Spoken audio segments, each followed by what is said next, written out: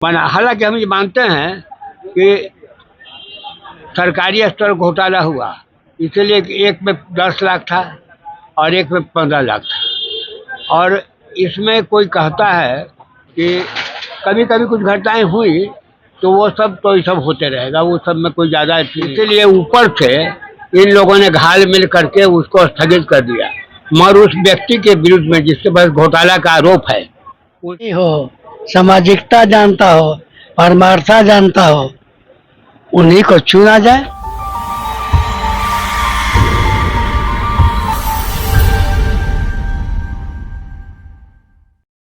Sir, अधिवक्ता संघ का चुनाव होने वाला है और आप पूर्व अध्यक्ष भी रहे हैं, आप वर्तमान में आप उम्मीदवार भी हैं। आप अधिवक्ता संघ में फिर विजयी होती थी, आप अधिवक्ता संघ के लिए क्या करेंगे?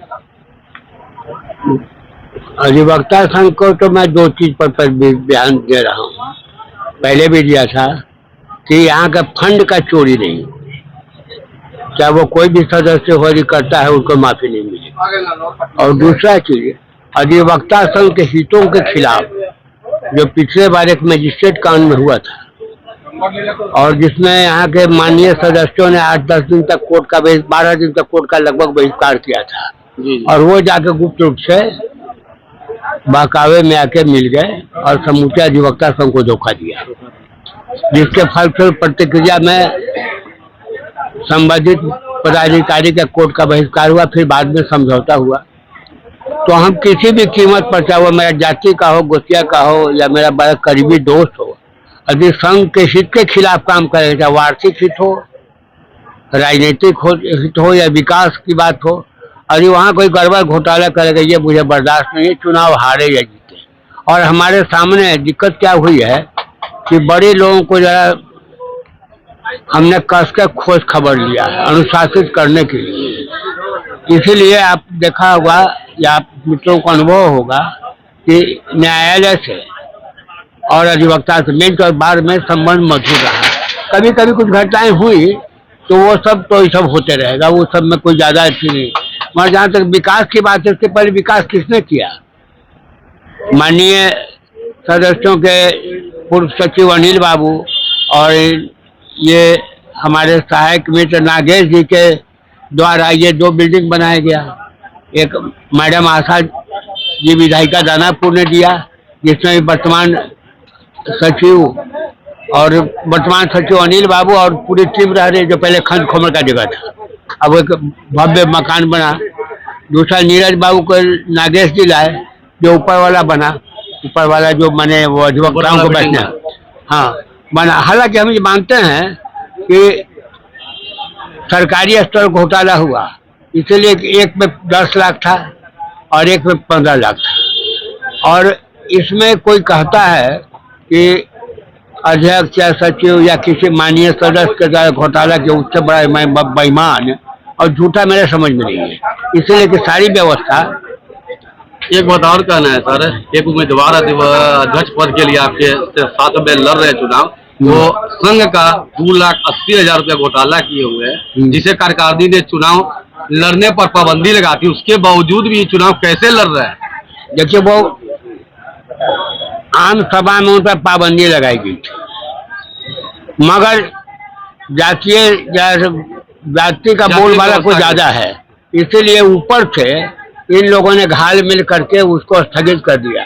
मगर उस व्यक्ति के विरुद्ध में जिसके पास घोटाला का आरोप है, उसके विरुद्ध अभी भी वो घोटाले की रकम की राशि पर कार्रवाई की संभावना है, वो बचा हुआ है।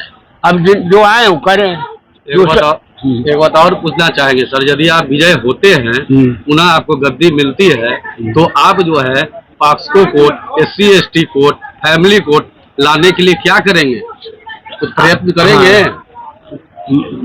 मेरे भाई, आप लोगों के सहयोग से एक्साइज एक्ट आया, यहाँ एक्साइज आ गया, नेगोशिएबल इंस्ट्रूमेंट एक्ट आया, मैं नहीं लाया। ये तो माननीय अधिवक्ताओं के संगठन में वो शक्ति थी, वो डेलीगेशन में सदस्यों के चंदा से, माइक से, सहयोग से हम विभिन्न पदाधिकारियों से मिले और उससे समूचे बिहार भर के अधिवक्ता संघ जो सब रीजनल कोर्ट से जो चला गया थे, ये सारे मुकदमे चले गए थे, वे सब वापस हुए। इसके लिए हम बहुत बहुत धन्यवाद देंगे जिला पटना जिला जज साहब को, माननीय कैरोल साहब chief justice of Patna high court, registrar general को, ये डिप्टी मुख्यमंत्री, एक्साइज सब वगैरह का हम आभार देते हैं। उन लोगों ने बड़ी सहजता के साथ हम लोगों को यह मुकदमा वापस कर दिया। और सिविल कोर्ट में सर भ्रष्टाचार जो है क्लर्क में ज्यादा मात्रा में है, उसके लिए आप क्या कर सकेंगे? इसमें था मेरे लिए दिक्कत है। कारण यह है कि इसमें खुद भ्रष्टाचार में हम ही लोग लिखते हैं। सीधा डेट लेने का एक ही तरीका है कानून में, कॉज लिस्ट से लीजिए, डेट आपका मिलेगा। जब भी डेट पड़ता है 3 कॉपी में चाहिए, एक जज साहब के यहाँ जाता है, मजिस्ट्रेट के यहाँ, एक उनके यहाँ जो नोटिस बोर्ड है वहाँ जाता है, एक अधिवक्ता संघ में।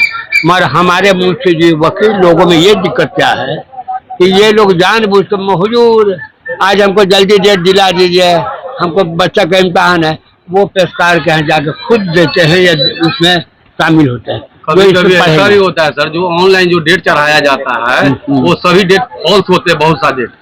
इस पर आप कार्रवाई के लिए क्या करेंगे? उस पर तो पूरा माने सख्ती से पेश आया जाएगा कि आगे ये फॉल्ट नहीं हो। फौज लिस्ट में कुछ, रिकॉर्ड में कुछ, और जो है ऑनलाइन कुछ, इस पर कोई कार्रवाई? इसका कारण खुद है कि यहाँ के जो न्यायिक पदाधिकारी हैं और हम लोग की भी कमी रही है, तो हम लोग को इस पर विशेष ध्यान देना चाहिए था। और न्यायिक पदाधिकारी अभी कुछ मामले में आए हैं हमारे पास, तो जहाँ तहाँ हम अपने पदाधिकारियों को लिखते हैं और प्रयास करेंगे मिले। जो तेज हो, ईमानदार हो, समाज सेवी हो, सामाजिकता जानता हो, परमार्था जानता हो, उन्हीं को चुना जाए।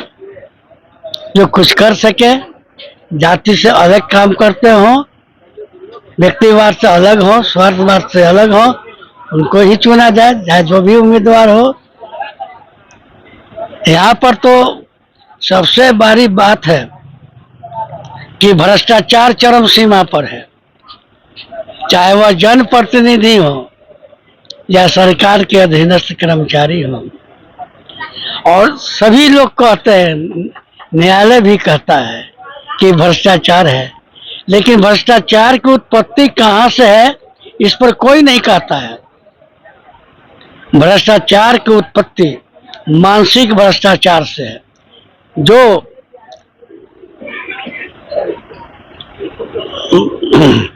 मानसिक भ्रष्टाचार उत्पन्न करता है शारीरिक, आर्थिक, सामाजिक, प्रशासनिक, राजनीतिक पक्षपात, स्वार्थ और जातिवाद का।